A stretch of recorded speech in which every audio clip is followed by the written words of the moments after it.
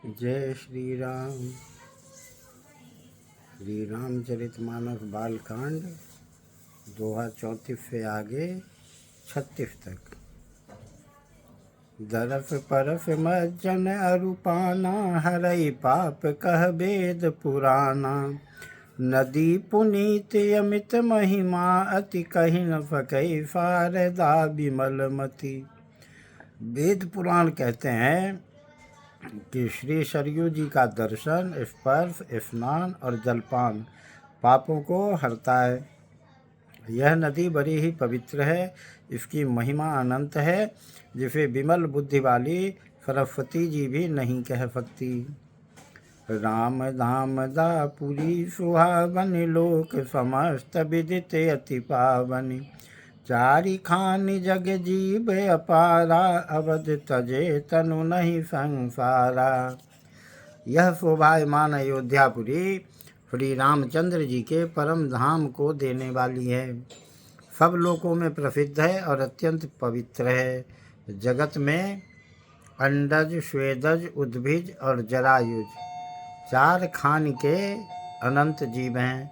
इनमें जो कोई भी अयोध्या जी में शरीर छोड़ते हैं, वे फिर संसार में नहीं आते।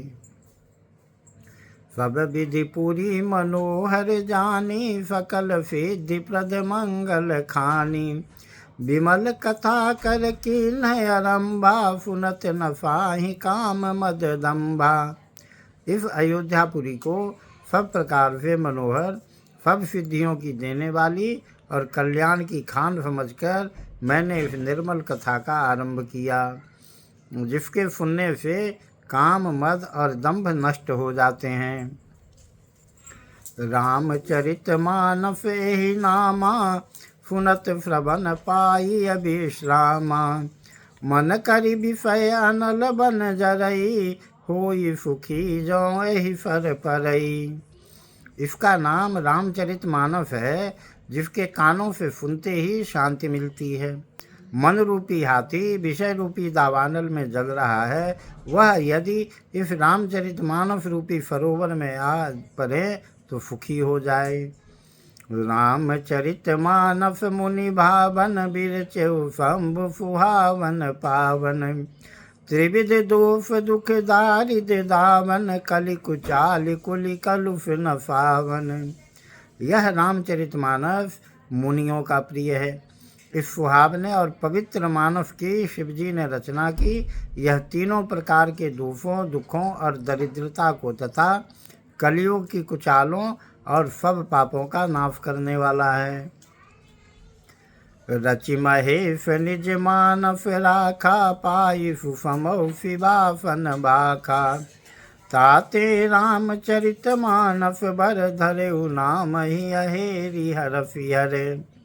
श्री महादेव जी ने इसको रचकर अपने मन में रखा था और सुअवसर पाकर पार्वती जी से कहा।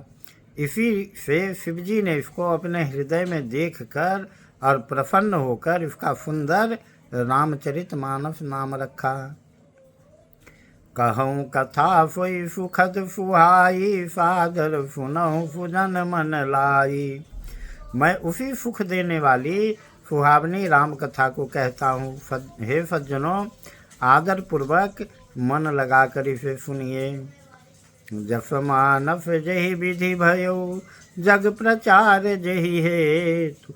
अब सोई कहूँ प्रसंग सब, सुमिरि उमा विरुषकेतु।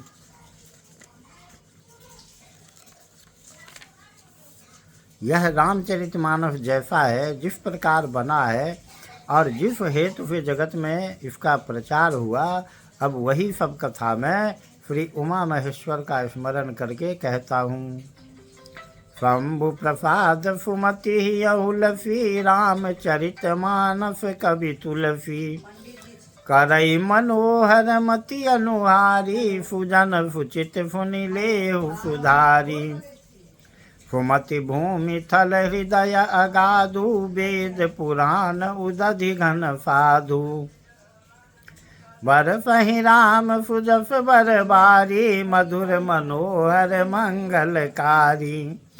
लीला फगुन जो कहि बखानी, फोई स्वच्छता करई मलहानी। प्रेम भगति जो बरनि न जाई, फोई मधुरता फुफी तलताई। श्री शिव जी की कृपा से उसके हृदय में सुंदर बुद्धि का विकास हुआ, जिससे यह तुलसीदास श्री रामचरितमानस का कवि हुआ। अपनी बुद्धि के अनुसार तो वह इसे मनोहर ही बनाता है, किंतु फिर भी है सज्जनों, सुंदर चित्त से सुनकर इसे आप सुधार लीजिए। सुंदर बुद्धि भूमि है, हृदय ही उसमें गहरा स्थान है। वेद पुराण समुद्र हैं और साधु संत मेघ हैं। वे श्री राम जी के सुयस रूपी सुंदर मधुर मनोहर मंगलकारी जल की वर्षा करते हैं। फगुन लीला का जो विस्तार से वर्णन करते हैं, वही राम सुयस रूपी जल की निर्मलता है, जो मल का नाश करती है।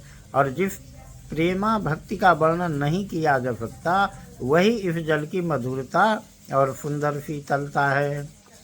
सो जल सुकृत सालिहित होई, राम भगत जन जीवन सोई। मेधा महिगत सो जल पावन, फकील श्रवण मग चले सुहावन। भरे सुमानस सुथल थिराना, सुखद फीत रुचि चारु चिराना। वह राम सुयस रूपी यह जल सत्कर्म रूपी धान के लिए हितकर है, और श्री राम जी के भक्तों का तो जीवन ही है। यह पवित्र जल बुद्धि रूपी पृथ्वी पर गिरा और समट कर सुहावने कान रूपी मार्ग से चला और मानस रूपी श्रेष्ठ स्थान में भरकर वहीं स्थिर हो गया। वही पुराना होकर सुंदर रुचिकर शीतल और सुखदायी हो गया। फुट सुंदर संवाद बर बिरचे बुद्धि विचार, तई यही पावन सुभग फर घाट मनोहर चार। इस कथा में बुद्धि से विचार कर जो चार अत्यंत सुंदर और उत्तम संवाद भुफुंड गरुड़, शिव पार्वती, याज्ञवल्क्य भरद्वाज और तुलसीदास और संत रचे हैं, वही इस पवित्र और सुंदर सरोवर के चार मनोहर घाट हैं। जय श्री राम।